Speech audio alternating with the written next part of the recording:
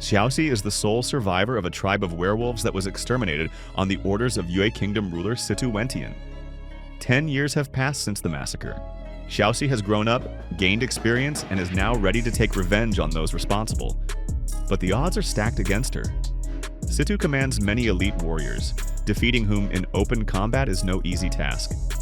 Even more troubling is that the trail of the slaughter leads to Tian Ming, an elderly martial arts master and the mentor of Lu Yunchu, Xiaoxi's closest friend.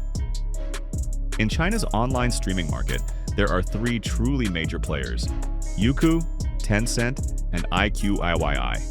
Each of them not only maintains a library of older films, series, and shows, but also produces its own slate of so-called originals, projects made specifically for release on a particular platform. This is crucial from a branding and audience growth perspective. Subscribers need to feel they're paying not just for an archive, but for exclusive new content they can't find anywhere else. The problem is that in recent years, the online film industry has been hit by a serious downturn, and platforms like IQIYI have had to radically rethink their approach to originals. Alongside in-house projects commissioned from relatively large studios and tightly overseen at every stage of production, IQIYI has scoured the market for nearly completed but unreleased films that got stuck late in the production process.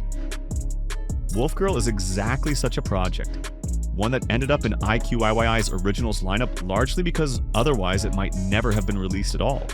Principal photography wrapped back in 2021, but once filming was finished, the creators apparently realized they'd bitten off more than they could chew. The film required major investment in CGI with uncertain prospects for return and was ultimately shelved. Several years later, IQIYI seems to have discovered the unfinished movie, allocated some funds to complete post-production, and claimed Wolf Girl as an exclusive. Why does this matter? Because Wolf Girl is more ambitious than it looks, and that ambition creates a sharp sense of dissonance while watching it. The filmmakers were clearly inspired by Huo Suiqiang's Devil Guard cycle, and the movie follows a similar formula: plenty of magic, fight scenes, and colorful characters. The problem is that the budgets are nowhere near comparable, making Guo Ming-Er's film feel like a cheap knockoff of a popular franchise. In Wolf Girl, the story is told through action, and the characters are revealed through action as well. It's obvious the creators wanted to make a tight, fast-paced movie. If not an epic, then at least something dense and kinetic that would grab the viewer from the opening frames. Unfortunately, the lack of budget hits hardest in the CGI department. Lively fight sequences are undercut by truly dreadful visual effects that sink potentially striking moments. In one scene, for instance, a villain lifts his opponent into the air with a mechanical arm, but the compositing of the digital limb with live-action footage is painfully rough, to say nothing of the fully computer-generated wolves. It's also clear the production was cutting corners from the very start.